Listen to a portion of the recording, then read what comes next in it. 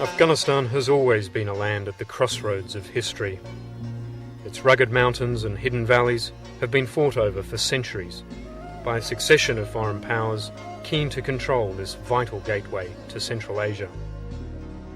1,000 years ago, it was at the heart of the Silk Route, a prosperous and cosmopolitan place where caravans brought trade along a road which linked Europe to China.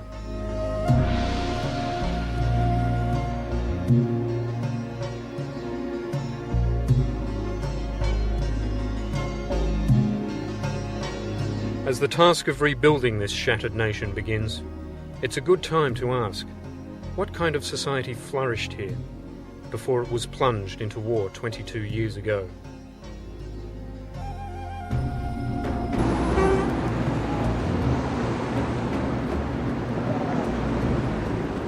Film footage from the 1970s paints a very different picture of Afghanistan to the one we've become accustomed to.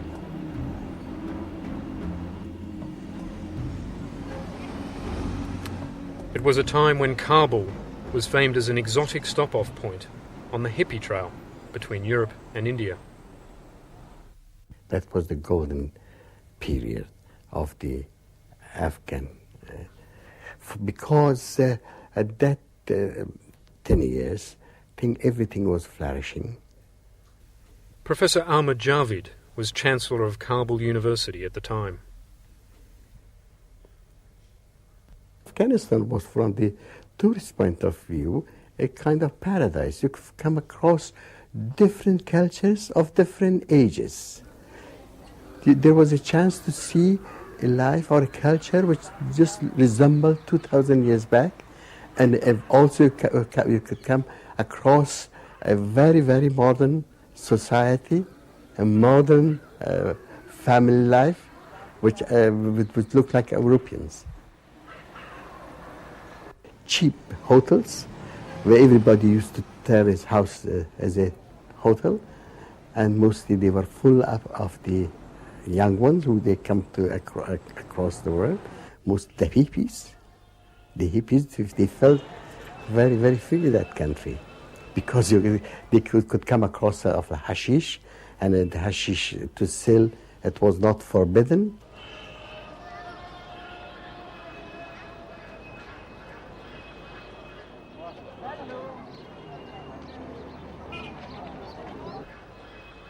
I'm sure you will not come across of any Afghan at that age to have asked asylum at any country in the world. It means to them to be an asylum seeker, it was a shame. Since the 1980s, literally millions of Afghans have fled their homeland.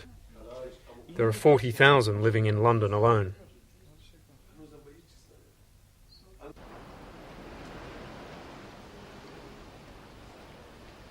Farah Hawad is one of them. She's a journalist who left Kabul in 1994 and has been living in Britain ever since.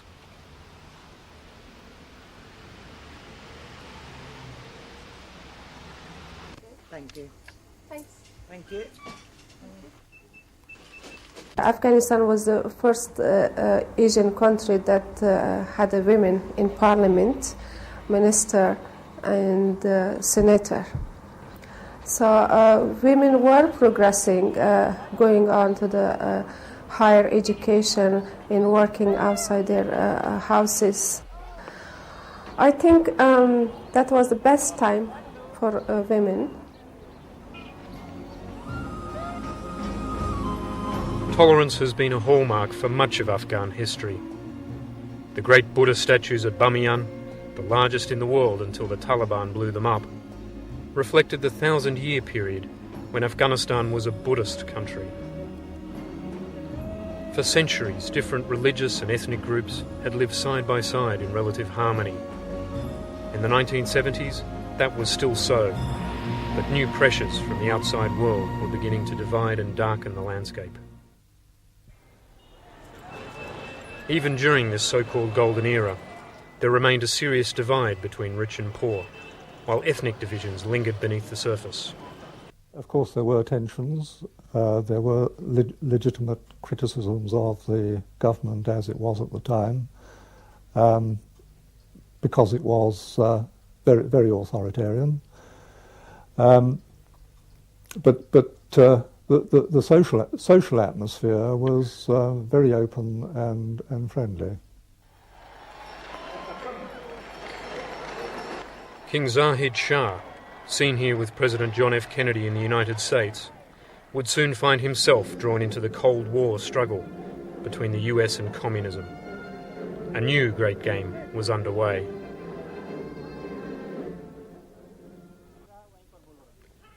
But beyond the pomp and ceremony, the king's reforms did not go far enough for many villagers still living in poverty.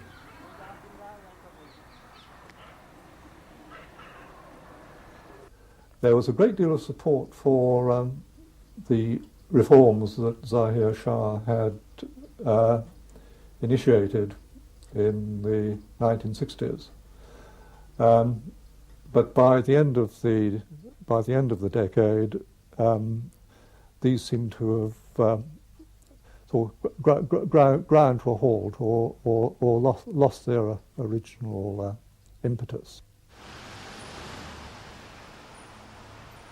Some Afghans believe that it was the king's failure to speed up reform which led to some sympathy for the Afghan Communist Party, long before the Soviet invasion.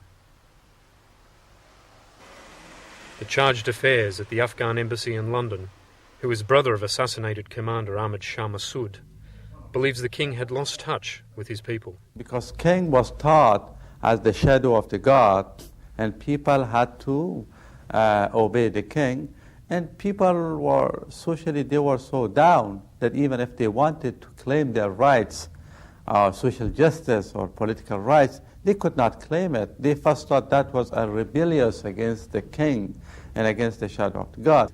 There was some sort of caste system in Afghanistan. What I mean by caste system, that many other people, they were deprived of their rights, as I said, social right, economic right, political right, other rights. They were deprived on. It would be fertile ground for the Soviets, who for much of the 1970s provided aid and infrastructure while quietly infiltrating Afghan society.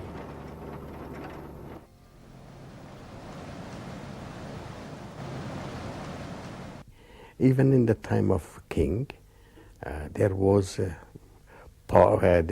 what they call Communist Party, which was called the Parcham and then the Khalq. They were there, but they didn't say that they were real communists.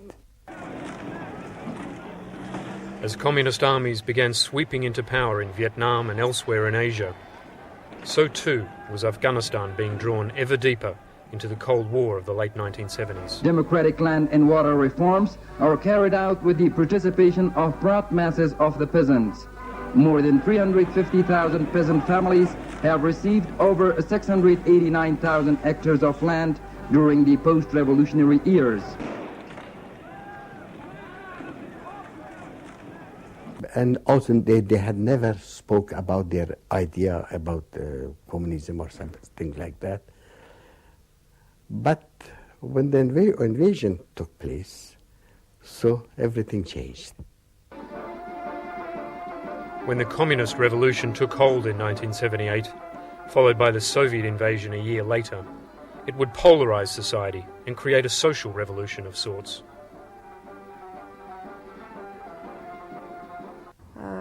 They claimed that women had equal right and they should be given an opportunity to demonstrate their real potential. Nevertheless, the fall of the women began when Soviet invaded Afghanistan.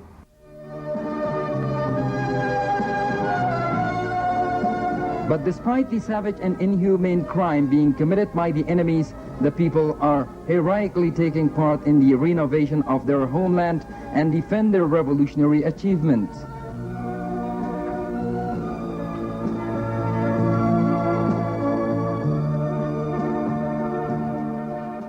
They use women as their revolutionary tools for their propaganda, and also the opposition used women for their propaganda. So women become a victim of the government and also the opposition.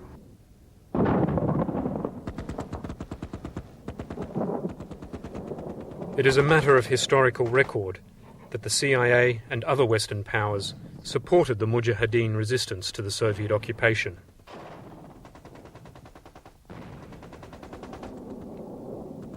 The US-backed 10-year war would claim more than 1 million lives.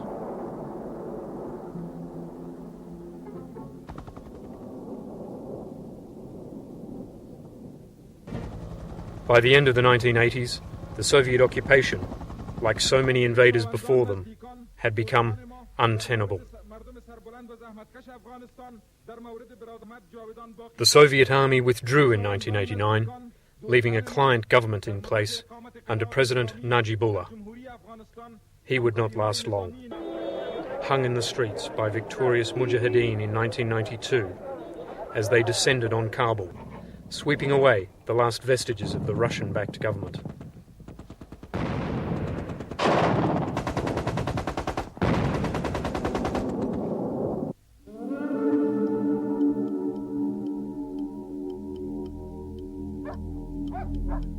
But like the traditional Afghan sport of dogfighting, the various Mujahideen fighters then set upon each other, this time according to ethnic divisions: Tajik, Uzbek, Hazara and Pashtun.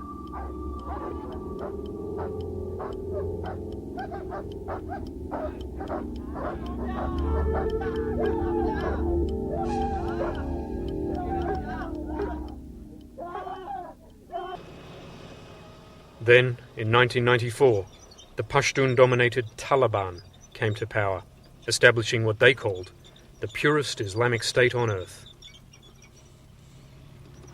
There has even been accusations that the US helped create and support the Taliban from the very beginning.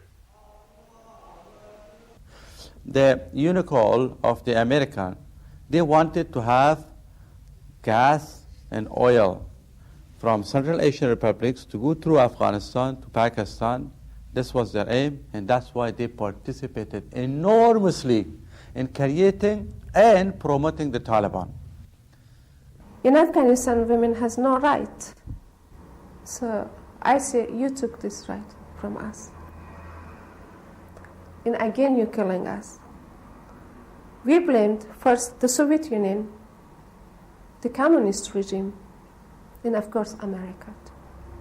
We blame America.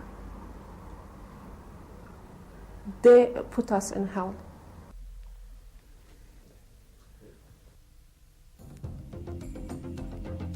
Centuries of foreign interference have made the Afghans suspicious of foreign intentions. Like the Bush-Kasi horsemen, who play their version of polo with a dead sheep or even the severed heads of their enemy instead of a hockey ball. The Afghans are not squeamish when it comes to battling their opponents. They have been forged as a people by defending a land that many have tried to conquer since the time of Alexander the Great. All have failed. Today, Afghanistan is once again the battleground for the great powers, and the Afghans remain uncertain hosts.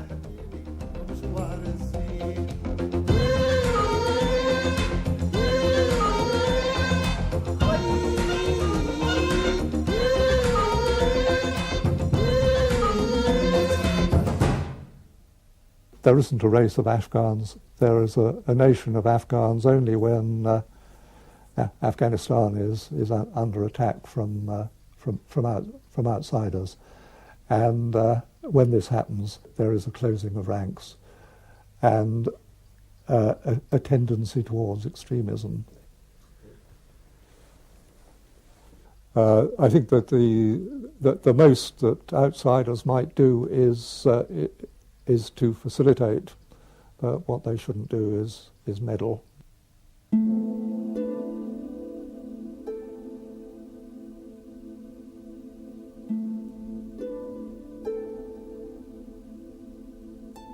Nobody is suggesting that Afghanistan returns to the society it once was, but there are clues there and warnings for the international community seeking a return to a tolerant, broad-based society.